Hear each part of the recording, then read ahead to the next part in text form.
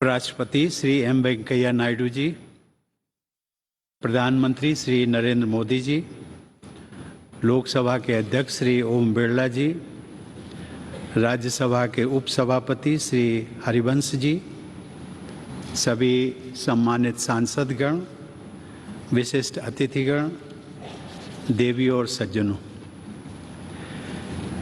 आज आप सबसे जब मैं विदा ले रहा हूँ तो मेरे हृदय में अनेक पुरानी स्मृतियाँ उमड़ रही हैं।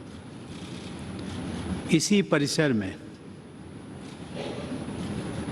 जिसे सामान्यतया सेंट्रल हॉल के रूप में जाना जाता है, बरसों तक एक सांसद के रूप में मैंने ना जाने कितने सहयोगी सांसदों के साथ यादगार पल बिताए। 5 साल पहले इसी सेंट्रल हॉल में मैंने राष्ट्रपति के पद की शपथ ली थी। सांसद होने के नाते आप सभी का इस लोकतंत्र के मंदिर में एक प्रतिष्ठित स्थान है और मेरे हृदय में भी आप सबके लिए एक विशेष स्थान है और सदैव बना रहेगा।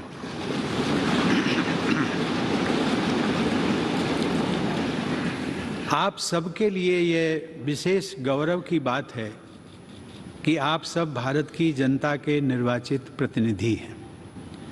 भारत की जनता ने आप सबके माध्यम से मुझे राष्ट्रपति के रूप में चुनकर देश की सेवा करने का अवसर प्रदान किया। इसके लिए मैं देशवासियों का सदैव आभारी रहूँगा। सर्वशक्तिमान ईश्वर की कृपा से जिस दायित्व को निभाने का अवसर मुझे प्राप्त हुआ, उसका निर्वहन आप सभी के सहयोग के बिना संभव नहीं था। इसके लिए मैं आप सबका भी आभार व्यक्त करता हूं। अपने कार्यकाल के दौरान मैंने अपनी पूरी क्षमता से अपने कर्तव्यों का निर्वहन करने का प्रयास किया है। आप सबने मेरे प्रति जिस अटूट विश्वास का परिचय दिया, उसके बल पर मैं अपने कर्तव्यों को भली भांति निभा सका। मेरे सभी पूर्ववर्ती राष्ट्रपति मेरे लिए प्रेरणा का स्रोत रहे हैं। माननीय सदस्यगण, राष्ट्रपति और सांसदगण उसी विकास पथ के सह यात्री हैं जो हमारे देश को प्रगति की उच्चतर उपलब्धियों की ओर ले जा रहा है। इस पथ को प्रशस्त करने वाली महान विभूतियों ने हमारे संविधान की रचना करके हमारी लोकतांत्रिक व्यवस्था की नींव रखी। यद्यपि संविधान सभा के सदस्यों को ही हमारे संविधान की रचना का श्रेय जाता है, लेकिन वह ऐतिहासिक कार्य उन्होंने भारत के लोगों के प्रतिनिधि के रूप में किया था। इसीलिए हमारा संविधान हम भारत के लोगों द्वारा अंगीकृत, अधिनियमित और आत्मार्पित किया गया। भारत के लोग ही अपने प्रतिनिधियों अर्थात आप सभी माननीय सांसदों के माध्यम से अपने गणतंत्र की यात्रा का मार्गदर्शन करते हैं। इसीलिए संसद को लोगों के तंत्र यानी लोकतंत्र का मंदिर भी कहा जाता है।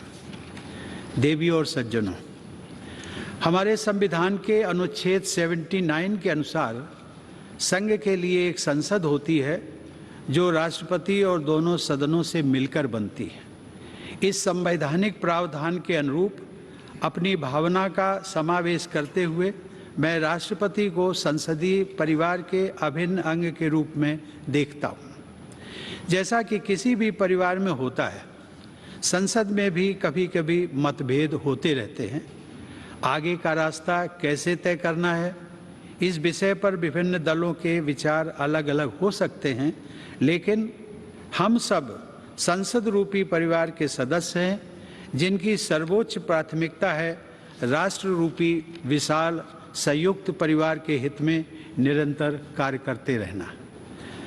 राजनीतिक प्रक्रियाएं राजनीतिक दलों के अपने तंत्रों के माध्यम से संचालित होती हैं, लेकिन पार्टियों को दलगत राजनीति से ऊपर उठना चाहिए और राष्ट्र सर्वोपरि की भावना से यह विचार करना चाहिए कि देशवासियों के विकास और कल्याण के लिए कौन कौन से कार्य आवश्यक हैं।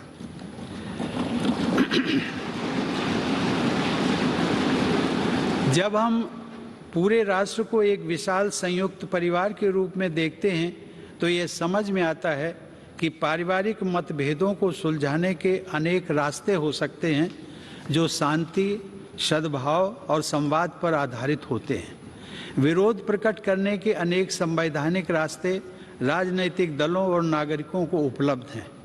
राष्ट्रपिता महात्मा गांधी ने अपने उद्देश्यों को प्राप्त करने के लिए शांति और अहिंसा पर आधारित सत्याग्रह के अस्त्र का इस्तेमाल किया था, लेकिन वे दूसरे पक्ष का सम्मान भी करते थे। हमारे नागरिकों को अपनी मांगों के लिए दबाव बनाने का तथा विरोध करने का संवैधानिक अधिकार उपलब्ध है, लेकिन मेरे विचार से इस अधिकार का प्रयोग हमेशा गांधीवादी तौर तरीकों के अनुरूप शांतिपूर्ण ढंग से ही किया जाना चाहिए। माननीय सदस्यगण, मेरे कार्यकाल के दौरान 2 अत्यंत महत्वपूर्ण ऐतिहासिक आयोजन किए गए। राष्ट्रपिता महात्मा गांधी की 150वीं जयंती के उपलक्ष्य में अनेक यादगार समारोह पूरे देश में आयोजित किए गए। इस संदर्भ में मैं स्वच्छ भारत अभियान की परिवर्तनकारी उपलब्धियों का उल्लेख करना चाहूँगा। यह कहा जा सकता है कि स्वच्छता का यह राष्ट्रीय अभियान सरकार और देशवासियों की ओर से महात्मा गांधी के प्रति सच्ची श्रद्धांजलि रहा है।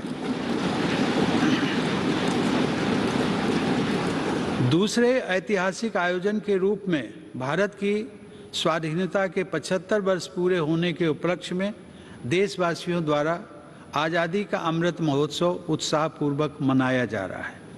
मैं इन दोनों ऐतिहासिक अवसरों से जुड़े अत्यंत प्रभावशाली आयोजनों के लिए देश की जनता व सरकार को बधाई देता हूँ।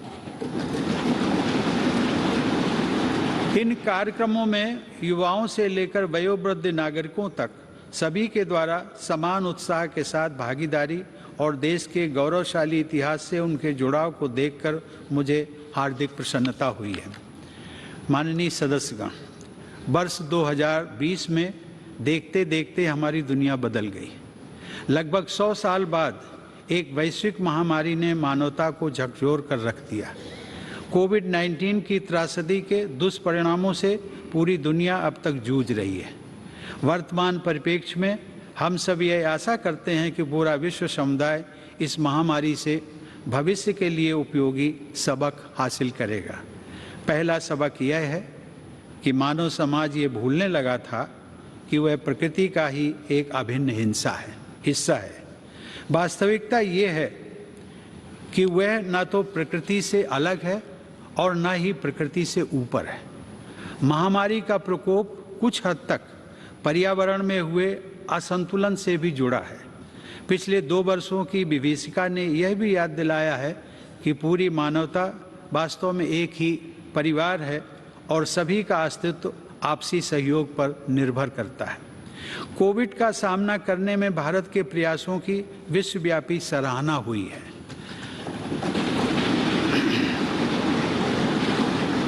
सबके प्रयास से हमने केवल 18 महीने में ही 200 करोड़ वैक्सीन लगाने का लक्ष्य प्राप्त किया है। कोरोना काल में हमने 80 करोड़ लोगों को मुफ्त राशन भी पहुंचाया। यदि हम अपनी नीतियों के निर्धारण में इस वैश्विक महामारी से प्राप्त शिक्षाओं को अपनाते हैं तो मुझे लगता है कि भविष्य में किसी गंभीर आपदा के आने पर उसका सामना हम अधिक दक्षता और आत्मविश्वास के साथ कर सकेंगे। जलवायु परिवर्तन अब वाद विवाद का विषय नहीं रह गया है, बल्कि इसके परिणाम हमारे जीवन को सीधे सीधे प्रभावित करने लगे हैं। प्रकृति के प्रति सम्मान का भाव तथा मानवता की साझा नियति में विश्वास पर्यावरण की रक्षा करने में हमारी मदद कर सकता है।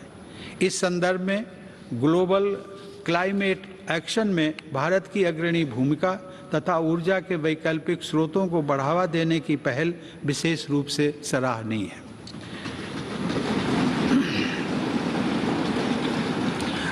माननीय सदस्यगण, जब मैं जनसेवक के रूप में अपने और सरकार के प्रयासों के बारे में सोचता हूँ तथा अपनी पूरी पीढ़ी की ओर से विचार करता हूँ, तो हमें यह स्वीकार करना पड़ता है कि समाज के हाशिए पर जीवन यापन करने वाले लोगों के जीवन स्तर को बेहतर बनाने के लिए हालांकि बहुत कुछ किया गया है, लेकिन अभी भी बहुत कुछ किया जाना बाकी है। हमारा देश धीरे धीरे ही सही, लेकिन सधे हुए कदमों से डॉक्टर आम्बेडकर के सपनों को साकार करने की दिशा में आगे बढ़ रहा है। मैं मिट्टी से बने एक कच्चे घर में पला बढ़ा हूँ, लेकिन अब ऐसे बच्चों की संख्या बहुत कम हो गई है जिन्हें आज भी उन कच्चे घरों में रहना पड़ता है जिनमें छत से पानी टपकता हो। आज बड़ी तादाद में हमारे गरीब भाई बहनों के पास भी पक्के घर हैं। ये बदलाव काफ़ी हद तक सरकार के विशेष प्रयासों से संभव हो सका है। अब हमारी बहुत सी बेटियों और बहनों को पीने का पानी लाने के लिए मीलों पैदल नहीं चलना पड़ता है, क्योंकि हमारा प्रयास है कि हर घर नल से जल पहुँचे। हमने घर घर में टॉयलेट्स भी बनवाए हैं, जो एक स्वच्छ और स्वस्थ भारत के निर्माण की नींव डाल रहे हैं। सूर्यास्त के बाद लालटेन या दिया जलाने की यादें भी पुरानी हो रही हैं, क्योंकि लगभग सभी गांवों तक बिजली का उजाला पहुंच गया है। जैसे जैसे हमारे देशवासियों की बुनियादी ज़रूरतें पूरी हो रही हैं, उनकी आकांक्षाओं में भी बदलाव आ रहा है। इस बदलाव का बड़ा रोचक एहसास पिछले महीने ही मैंने अपनी वृंदावन यात्रा के दौरान देखा, जब वहाँ एक वृद्धा आश्रम में रहने वाली एक महिला ने मुझसे हेलीकॉप्टर की सवारी कराने का अनुरोध किया। आज सामान्य देशवासियों के सपनों को उड़ान मिल रही है। यह बदलाव भेदभाव रहित सुशासन द्वारा ही संभव हो सका है। सामान्य जन के जीवन को बेहतर बनाने वाली ये समावेशी प्रगति बाबा साहब आम्बेडकर की परिकल्पना के सर्वथा अनुरूप है। महिलाओं में सशक्तिकरण की भावना को निरंतर मजबूत होते देखकर मुझे विशेष संतोष का अनुभव होता है। ये सशक्तिकरण युवा पीढ़ी की हमारी बेटियों को और आगे बढ़ा रहा है। मैंने जितने दीक्षांत समारोहों में भाग लिया है, उनमें से अधिकांश संस्थानों में मैंने देखा है कि बेटियों का प्रदर्शन लड़कों से बेहतर रहा है। मुझे विश्वास है कि राष्ट्रीय शिक्षा नीति 2020 इस बदलाव को और तेजी से आगे बढ़ाएगी। मेरा मानना है कि आने वाले वर्षों में महिला सशक्तिकरण से हमारा समाज और अधिक मजबूत होगा। स्त्री पुरुष के बीच समानता के इस अभियान का प्रभाव अन्य क्षेत्रों में हो रही प्रगति में भी परिलक्षित होता है। माननीय सदस्यगण, अपनी बात समाप्त करने से पहले मैं राष्ट्रपति पद के लिए नवनिर्वाचित श्रीमती द्रौपदी मुर्मू को हार्दिक बधाई और शुभकामनाएं देता हूं।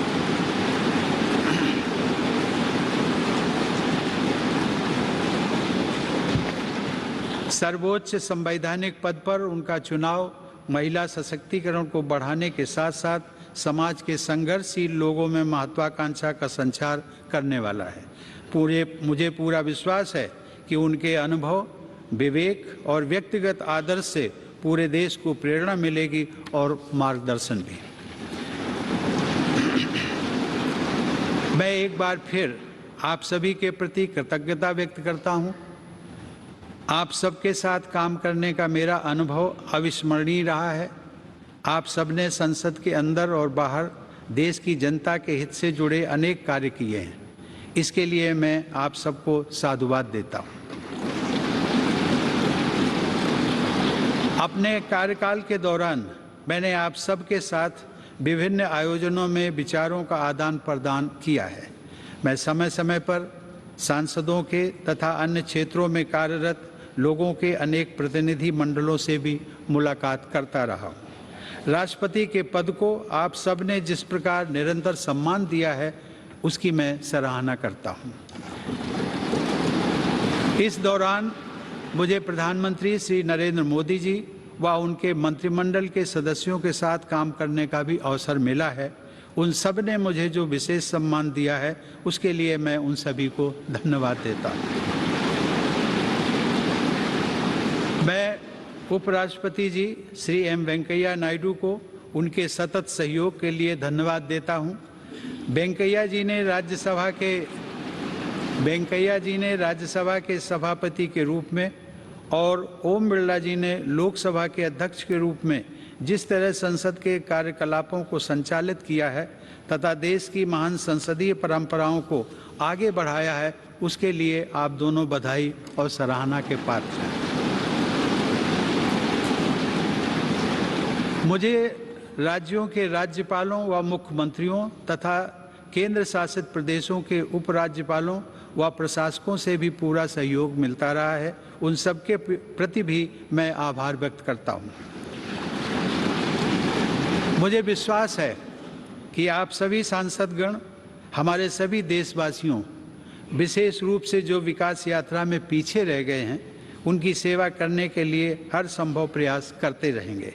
साथ ही आप सब हमारे महान संविधान के अनुरूप सर्वोच्च लोकतांत्रिक परंपराओं को और भी मजबूत बनाएंगे। मेरी शुभकामना है कि आप सब समाज व राष्ट्र को और अधिक मजबूत बनाने के अपने प्रयासों में सफलता प्राप्त करें। धन्यवाद। जय हिंद।